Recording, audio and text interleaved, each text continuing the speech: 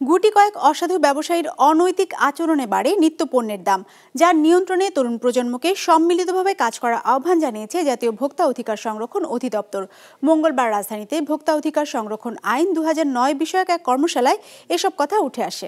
250-টিরও বেশি design option নিয়ে Walton smart fridge, বোঝে আপনার প্রয়োজন। নিত্যপণ্যের মূল্য বৃদ্ধি রোধে নিয়মিত দেশের বিভিন্ন বাজারে অভিযান পরিচালনা করে জাতীয় ভোক্তা অধিকার সংরক্ষণ অধিদপ্তর। অন্যদিকে খাদ্য উৎপাদন, আমদানি, মজুত, সরবরাহের সংশ্লিষ্ট কার্যক্রমের সঙ্গে যুক্ত নিরাপদ খাদ্য কর্তৃপক্ষ আর পণ্যের মান যাচাই করে মানসনদ প্রদান করে বিএসটিআই। বাণিজ্য মন্ত্রণালয়ের আওতাধীন এইসব প্রতিষ্ঠানেই মূলত ভোক্তা স্বার্থ রক্ষায় কাজ করে। তবে জনবল সংকট থাকায় প্রয়োজনীয় সেবা প্রদানে হিমশিম খেতে হচ্ছে প্রতিষ্ঠানগুলোকে।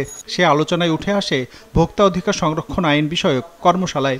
বিভিন্ন বাজার থেকে ছাত্ররা যখন ফোন দেয় যে স্যার এই বাজারে আসেন, ওই বাজারে আসেন, আমি তো একজন কর্মকর্তা, জেলা পর্যায়ে আমাদের একজন কর্মকর্তা, প্রত্যেকটা বাজারে তো ইনস্ট্যান্টলি যাওয়া সম্ভব হয় না।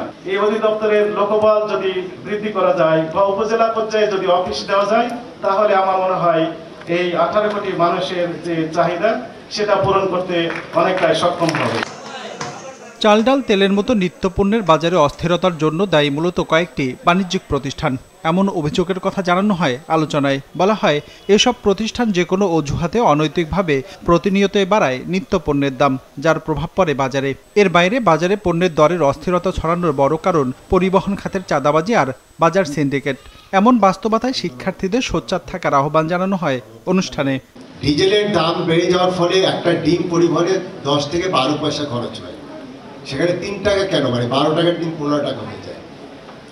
আমরা অভিযান করলে সেটি আবার 12 টাকায় আসে। কতিপয় 4 জন 5 জন বা 10 জন যারা এই অনিয়মগুলো করছে, সেই বিষয়গুলো ডিটেক্ট করে তাদের বিরুদ্ধে আমাদের সেই ভয়েস রেজ করতে হবে। সেই ভয়েস রেজ করার জন্য তোমাদের যে অদম্য শক্তি, সেটাকে আমি কাজে লাগাতে চাই।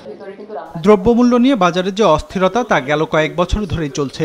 অনিয়ম আর দুর্নীতির অনুসন্ধান পাওয়া গেলেও বিগত সরকারের আমলে প্রয়োজনীয় পদক্ষেপ নেওয়া সম্ভব হয়নি নানা প্রতিবন্ধকতায়। সেই সব সীমাবদ্ধতা দূর করে দেশের বাজারে শিক্ষার্থীদের কাজে লাগানোর এখনই সময় বলে জানানো হয় আলোচনায়।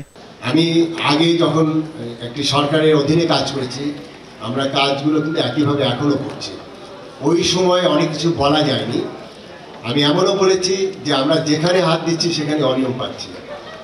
এই কথাটা এখন যত সহজে বলতে পারি, ঠিক ওই সময় কিন্তু এত সহজে বলা যায়নি, বাস্তবতা।